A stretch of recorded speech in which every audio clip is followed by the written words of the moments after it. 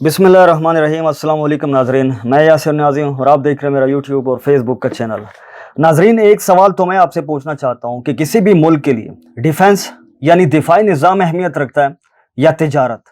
بظاہر دیکھا جائے تو دونوں کسی بھی ملک کے معیشت کے لیے اہمیت رکھتا ہے، مگر یہ یاد رکھیے گا کہ کسی بھی ملک میں تجارت، ایکسپورٹ اور امپورٹ، بیرونی سرمایہ کاری اس ملک میں امن کی وجہ سے ہوتی ہے۔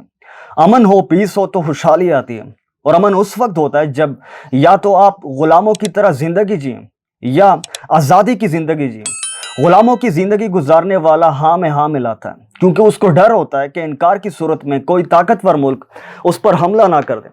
معذرت چاہتا ہوں، مثال بالکل آپ کے سامنے، جیسے UAE، متحدہ عرب امارات، سعودی عرب اور بحرین وغیرہ، کیونکہ ان ممالک کے پیٹرول کے ذخائر میں امریکہ زبردستی کے ساتھ شراکت دار ہے۔ جس دن بھی یہ ممالک انکار کریں گے تو بات الگ ہوگی۔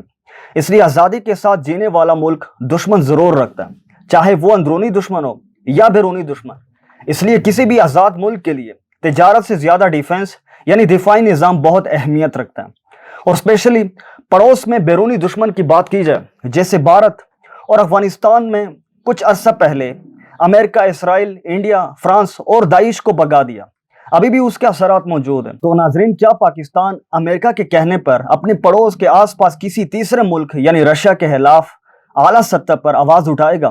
میں سمجھتا ہوں بالکل بھی نہیں، کیونکہ عمران خان ڈیفنس کو مضبوط بنانا چاہتے ہیں۔ وہ بھارت کے بعد پڑوس میں مزید دشمن نہیں بنانا چاہتا۔ وہ بھارت اور افغانستان میں موجود CIA، موساد اور را کو موقع نہیں دینا چاہتے کہ وہ کل کو رشیا کے ساتھ مل کر پاکستان کے خلاف قدم اٹھائے۔ اس لیے میں سمجھتا ہوں کہ آزاد ملک کے لیے، آزاد سوچ رکھنے والی قوم کے لیے تجارت سے زیادہ ڈیفنس بہت ضروری ہے۔ ڈیفنس یعنی دفاعی نظام صرف ہتھیار نہیں ہے، صرف ٹینک، بندوق، جہاز، میزائل، ایٹمی ہتھیار جو ڈیفنس نہیں ہوتے۔ ایسے نازک حالات میں دشمن کے ساتھ گیم کھیلنا، چلاکی کرنا، اپنے عقل اور شعور سے کام لینا ایک ایٹم بم سے 1000 گنا زیادہ طاقتور ہوتا ہے۔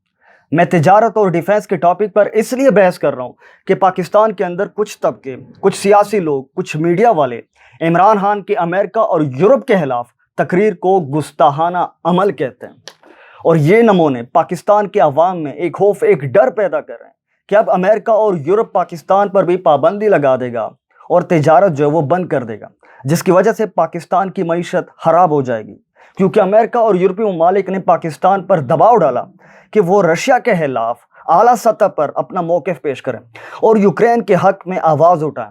مگر عمران خان نے مغربی حد کے جواب میں یورپ اور امریکہ کو دو ٹوک واضح الفاظ میں سمجھایا کہ پاکستان مزید غلامی نہیں کر سکتا اور وہ آزادانہ فیصلے کا حق رکھتا ہے، کیونکہ رشیا اور یوکرین تنازع کو لے کر امریکہ اور یورپی ممالک تقریباً رشیا کے خلاف ایک ہو چکے ہیں اور رشیا پر معاشی پابندی لگا چکے ہیں اور مزید لگا رہے ہیں۔ جیسے کہ کینیڈا اور گرین لینڈ کی اگر بات کی جائے تو انہوں نے اپنے فضائی حدود بند کر دی۔ امریکہ نے سینٹرل بینک سے تمام ٹرانزیکشن روک دی۔ جاپان نے 3 روسی مالیاتی اداروں کے اثاثے منجمد کر دیے۔ کئی ممالک نے اپنی بحری حدود تمام روسی بحری جہازوں کے لیے بند کر دی۔ نیٹ فلکس نے روسی شہریوں کے لیے اپنی سروس ختم کر دی۔ نیشنل ہاکی لیگ نے روس کے ساتھ کھیل کے تعلقات کو ختم کر دیا۔ اولمپکس نے تمام روسی ایتھلیٹس کو بین کیا۔ فیفا نے روس کے ساتھ کھیل کے تعلقات کو منسوخ کر دیا۔ یوٹیوب نے روسی سرکاری چینل کے جو مونیٹائزیشن ہے وہ ختم کر دی۔ انسٹاگرام نے رشیا کے صدر پوٹن کا اکاؤنٹ بین کر دیا۔ برطانیہ نے تمام قسم کے بحری روسی جہازوں کے لیے سہولیات ختم کر دی۔ ناظرین، ایسے بہت ساری پابندیاں لگی ہیں۔ ان پابندیوں کا مقصد رشیا کو یوکرین کے خلاف روکنا ہے، کیونکہ امریکہ اور یورپ جانتے ہیں کہ رشیا پر ڈائریکٹ حملہ تیسری جنگ عظیم کو دستک دینا، اس لیے ڈائریکٹ حملہ کرنا فی الحال ان کے منصوبے میں شامل نہیں ہے۔ حالانکہ دیکھا جائے تو انڈائریکٹلی وہ یوکرین کی ہر طرح سے مدد کرتے ہیں۔ سیکنڈ، یوکرین اور رشیا کے بیچ مذاکرات بھی ناممکن نظر آتے ہیں۔ اس لیے اس وقت امریکہ اور اس کے اتحادیوں کے ساتھ اگر سالڈ منصوبہ ہے تو وہ رشیا پر معاشی پابندی لگانا، اس کو دنیا میں الگ کرنا، تاکہ رشیا کل کو پھر سے ایک عظیم سلطنت بن کے نہ ابھرے۔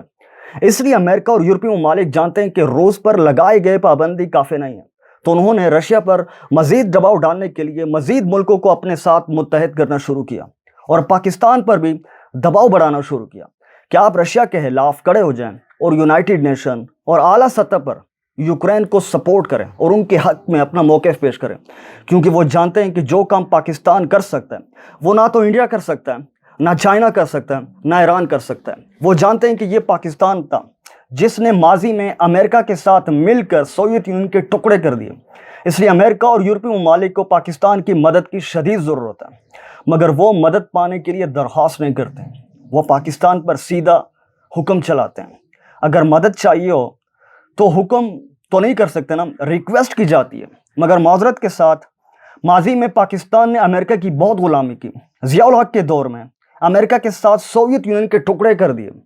मुशर्रफ के दौर में अफगानिस्तान में अमेरिकन फोर्स, नेटो फोर्स को रास्ते दिए गए, अमेरिका को सपोर्ट किया गया। आसिफ अली जरदारी और नवाज शरीफ के दौर में शुमाली वजीरिस्तान में ऑपरेशन हुए, ड्रोन अटैक हुए।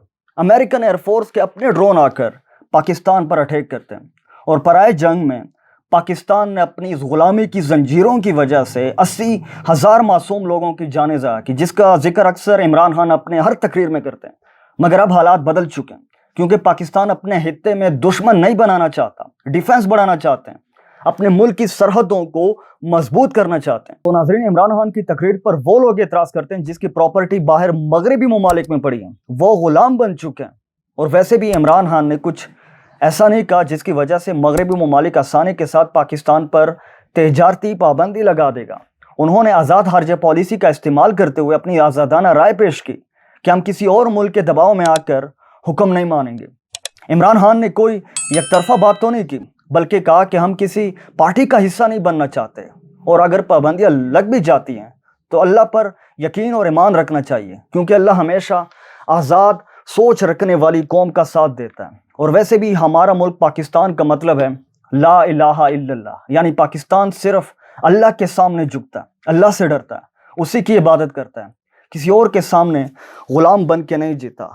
तो नाज़रीन, अब तक के लिए बस इतना ही। इंशाल्लाह मिलते हैं अगले व्लॉग में कुछ नए मालूमात और वीडियोस के साथ। तब तक के लिए इजाज़त दीजिए, अपना ख्याल रखिएगा। मेरे चैनल का भी शुक्रिया।